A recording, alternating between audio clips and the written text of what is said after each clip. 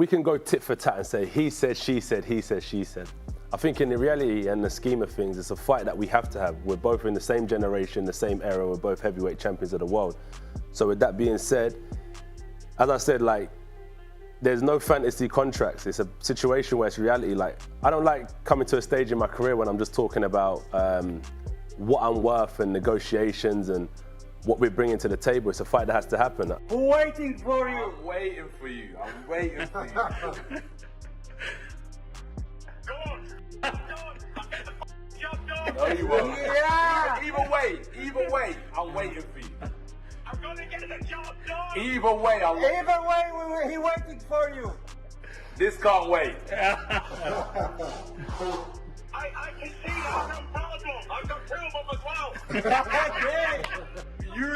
Use them. Stop using this. Use these. I have Anthony Joshua. I always with Anthony Joshua. It's a good fight, but I go with Anthony Joshua. Again, them first few rounds, I was a little bit. I was a little bit disappointed that he didn't go from the get-go, from the bell ringing. But I think Tyson.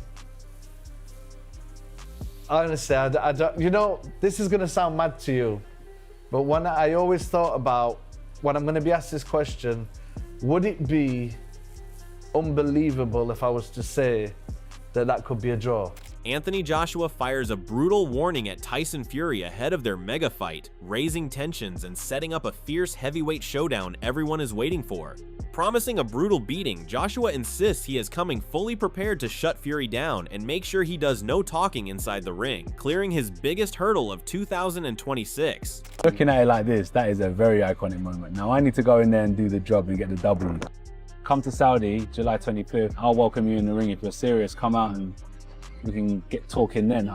They dangled a carrot in front of me and said, if I can beat Prenga, I can fight Tyson Fury.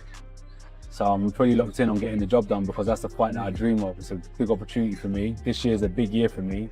Now I know the fight's signed and sealed. He's more than welcome to step in the ring and he'll be the last hurdle of 2026. Revealing his plan, Joshua insists he is coming to box with Fury and break him down methodically instead of going straight for a knockout from the start. I don't know. I want to box him. That's what I need a Prenga. I know I can punch hard, but you got to break him down. Sharing his thoughts, Prince Nassim believes this fight could end in a draw, setting up a dramatic rematch between both heavyweights in the near future. I think it is about, what, 5 years, maybe 10 years too late. But look, if it's going to happen, all well and good. It's something that the country deserves to see. And I would like to be there. I'd like to witness the winner of that fight.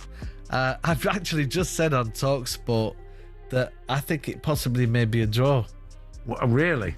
Good for a rematch. Well, I mean, they'd for a rematch, they'd ideally like more than one fight, wouldn't they, having gone that far? But time's against them to an extent, isn't it, really? Yeah. I mean, like we said, this fight should have happened a long time ago. I think that, you know, AJ wants one more fight.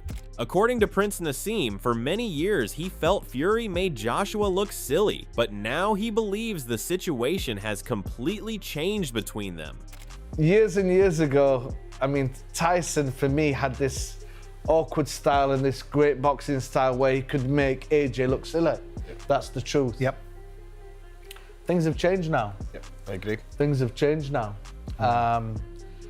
Tyson seemed to drop back a little bit, but you never know. You never know with Tyson Fury. I mean, maybe one night he can just turn up and just fight amazing and bring back them old days of what he did to Wilder. Thought he looked better last time in his last fight. I thought he looked better in his last fight than he had in previous. Fury? Yeah. Breaking down the AJ shot, Anthony Yarde insists that in order to put Fury to sleep on the floor, Joshua must avoid the boxing approach he himself revealed. Yarde believes that if Joshua tries to box, Fury will respond easily and start picking him apart. Instead, he argues Joshua should come in with raw, powerful shots and hurt Fury the way Usyk did. In his view, that is the only path to securing a decisive finish in this fight. AJ of recent, AJ boxing, I think Fury probably picks him apart.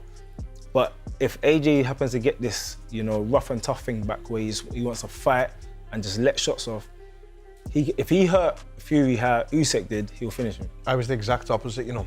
Is it? Yeah, I always favoured Fury, and the closer it gets towards now, when they're both a little bit longer in the tooth, no disrespect to either of them, I'm thinking AJ has a huge chance now, yeah. Similarly, Teofimo Lopez has picked a winner in Tyson Fury versus Anthony Joshua, pointing to a noticeable shift in Joshua's approach.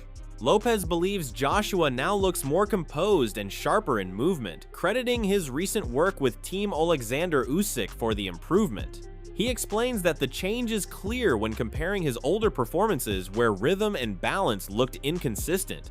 In Lopez's view, this new version of Joshua could create real problems for Fury and ultimately swing the fight in his favor. I don't do odds, but I would go for Joshua against Fury. You go for Joshua? Yeah. Why?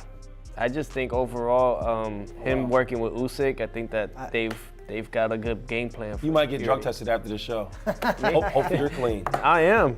What do you think? What's your assessment of Joshua? I noticed that there's a big change from the Jake Paul fight. I seen that where he's just bouncing a little bit more, catching his rhythm, and I think that's gonna give a little bit more problems for He's justifying Fury. his answer by a Jake Paul win. On the other hand, Dave Allen reflects on his sparring experience with both fighters and says those past sessions may not mean much anymore in 2026. He recalls that for years he always leaned toward Fury because he rated him higher based on experience in the ring with him. At that time, Joshua was placed lower in his personal ranking. Allen admits that his early belief was built on those encounters, but he now feels the matchup has completely changed with time. So I always picked him to beat Joshua because I always held Tyson in the highest regard as the best that I'd been in with. Joshua, for me, I always rated him somewhere probably 3 or 4. Fury, Usyk, Klitschko. I didn't enough rounds of Bacoli really, but I rated Bacoli highly. But Joshua was probably there, like 3, 4, 5 that I've ever sparred. And you always think, well, Fury will beat him then based off that. And for many years, I had that was my train of thought. And Allen explains that in 2026, the fight feels very different because nobody truly knows what level both men are at now. He says Fury looked slightly off the pace in recent outings, even if those rounds helped him improve. At the same time, he is unsure whether Joshua has fully shaken off ring rust either. Allen also questions whether the expected fights around this period will even happen next, suggesting other dangerous opponents could still be in the picture before this clash. the thing in 26 is just a totally different fight now because we don't really know what they've got left. Tyson last night, like I said, I didn't think he was amazing last night. I thought it was a bit off the pace. Probably expectedly so after so long out, but I thought it was off the pace. Well, that fight will bring him on a lot. If the fight is to happen next, 12 rounds probably done him a favour, but I would have liked to see him get Mamadov out there. I thought it was that many levels above him. Then you look at Joshua, and he's been out. The Jake Paul fight, I can't even call it a fight, the Jake Paul thing, people saying, well, he's got the rust off Joshua. I don't think it has. As for a prediction, Allen still leans slightly toward Fury, calling him the natural favorite even as age becomes a factor. He believes Joshua has taken better care of his body, but Fury's instincts and natural feel for boxing remain special. His final view is that Fury would likely win on points if the fight happens next. However, he warns that the real danger is always Joshua's power, saying it only takes one clean shot to change everything instantly. My prediction for the fight would be Fury on points, if it's to happen next. Because Joshua hasn't had a real fight for 18 months when he got flattened, which ain't good for you. The Jake Paul fight, I can't put any weight, at all, even getting the rust off. I just can't. The Mamadov fight last night, I didn't think it was great, but at least it's 12 rounds with someone. I thought Mamadov was terrible last night. I thought it was really, really poor. I didn't think he came with much ambition, really. If he got hurt early, I'm not too sure, but it looked like he just wanted to survive it. But at least he's done 12 rounds with a big lump who had a bit of a go at him. Stepping into the discussion, Fraser Clark admits it is difficult to fully judge Joshua right now because his most recent outing does not provide enough answers. At the same time, he believes Fury looked solid in his comeback performance and showed encouraging signs. Even with that in mind, Clark says he has traditionally leaned toward Joshua in this matchup. From a stylistic perspective, he has long felt AJ possesses the tools to trouble Fury, although recent performances have made the debate much closer than before. I think it's difficult at this second because I can't judge Anthony off the Jake Paul fight, his last time in action. I think Fury looked well the other night, but if I'm going, I've always gone with AJ in this fight, stylistically. Really? I always have, until Fury recently has looked, like I say, the comeback fight the other day, I think he looked well. Continuing his assessment, Clark points out that Fury appears more hittable than he was in his prime years.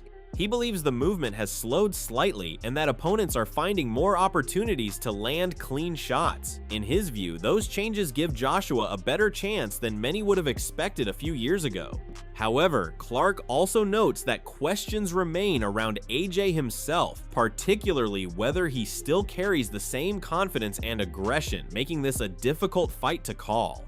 But do you think he was more hittable, against Makhmudov? Yeah, he did. He had moments in that fight. Yeah, and I get the ring rust, etc., being out of the ring so long, but he is more hittable these days. The legs have slowed a bit. He's more hittable, and that gives AJ probably a better chance than when you felt that AJ would win before. But is AJ a little bit gun-shy compared to what we're talking about, at one time? Do you know what I mean? So I think it swings and roundabouts. Adding on, Adam Booth gave an in-depth breakdown of how Tyson Fury versus Anthony Joshua could be won and lost.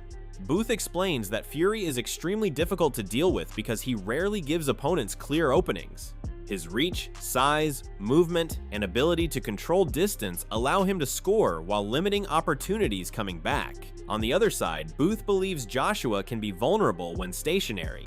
To succeed, he argues AJ must blend aggression with intelligence, using footwork, head movement, and explosive entries to create meaningful chances. Well, Tyson Fury is very good at not giving away opportunity. He can box very carefully, and with his freakishly long arms and short torso and height advantage, and the fact that he moves, he doesn't actually move with perfect balance, but he moves and he throws his fists out, and he's a nightmare and really difficult to try and get to when he's being in that, not safety first, but certainly boxing where he's hitting and he's giving you minimal opportunity to get in. AJ, on the other hand, when he stands there, gives you a lot of opportunity to land on him. But I think what AJ needs to be is a combination of aggressive and clever with that aggression. You can't go on the line. He's got to use his legs and his head movement to get at him explosively and take advantage. Taking the analysis further, Booth warns that simply chasing Fury is unlikely to work because he will either tie opponents up or control them from range. He believes Joshua must attack while moving, forcing exchanges before Fury can dictate the pace.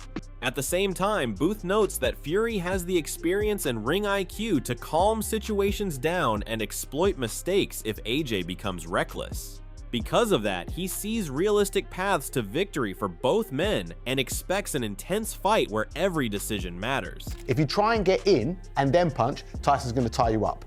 If you stand on the outside and wait for the opportunity, you're just going to get your head flicked off all night long and pinged. What he has to do, what AJ has to do, is be aggressive with his legs and his head movement and punch as he goes in to eventually end up spinning the coin with Tyson. That's your chance with Tyson of catching him when he's looking to catch you. Before he goes or after he goes, he'll tie you up and mess you around. But with Tyson, if he settles AJ down, if AJ does get aggressive and he uses his ring IQ and his experience and his movement and all these little moments where you choose things to settle him down and just pick his spots to take advantage of it, you could see how he could win. And I actually don't think the fight, either way, I don't think the fight goes the distance. Turning to the business side of the matchup, concerns are growing over where Fury and Joshua will finally meet. While Wembley has been mentioned as a possible destination, there is increasing belief that the fight could take place elsewhere. The possibility of a two-fight agreement only adds more intrigue to the discussion. Many observers feel there would be something missing if two of Britain's defining heavyweight stars of the last decade faced each other outside the UK, rather than in front of a packed Wembley crowd. The big thing that I took away, and you mentioned it a moment ago, Spence, was the idea that this can't be and won't be in the UK. And that Eddie's spoken about it being at Wembley, but the sort of utterings from Tyson is he doesn't care where it is, leads me to the conclusion that it won't be at Wembley. It's a two-fight deal as we understand it, don't we? Yeah. Anyway, and is it a big thing for us? I think it is. I think there's something vacuous about the two generational great British heavyweights of the last 10 years fighting one another somewhere else in the world. Yeah, I don't think that works. Simon, I don't think that works. Meanwhile, attention is also shifting toward the political obstacles that could stand in the way of the fight. Questions remain over title situations, mandatory challengers, and the future plans of several key names in the heavyweight division. Ajit Kabayel is still waiting for his opportunity, while uncertainty continues around Alexander Usyk's next move. Added to that is Fury's involvement with Zuffa Boxing, which some believe creates even more complications. As a result, concerns are growing that boxing politics could once again delay the long-awaited showdown. And my worry is the politics get in the way of this fight happening again because of this situation and because of the signing now with Zuffa Boxing. And also, we've got to recognise the WBC interim champion, Agit Kabayel. He's waiting for his opportunity. We don't know what Alexander Usyk's doing. Kabayel is with Queensberry as well. There's a load of complications around this fight happening, who fights for what, etc., etc. And with Tyson Fury going over to Zuffa Boxing, I think that complicates things even more. And that is my big concern, that where we were so close to getting this fight over the line in November, I think there's going to be a lot of problems, politics around this fight. Alongside the growing excitement worldwide, Joshua says discussions are still ongoing regarding the location and venue for the fight. While the business side continues to be worked out, he makes it clear that his focus remains on preparation. Joshua insists he is ready whenever the final details are settled and believes the responsibility now lies with those putting the event together. More importantly, he sends a brutal warning to Fury, saying he is building himself up physically because his goal is simple: break Fury's jaw and leave no doubt. Now, Uncle Turkey has some work to do, and we'll see what happens next, but I enjoyed watching it, and I feel like I'm ready to build up my muscle because I want to break his jaw. So the warnings have been fired, the predictions are divided, and the pressure is building with every passing day. Joshua says he is ready to break Fury down, while Fury remains confident he can once again prove why he ruled the heavyweight division for so long.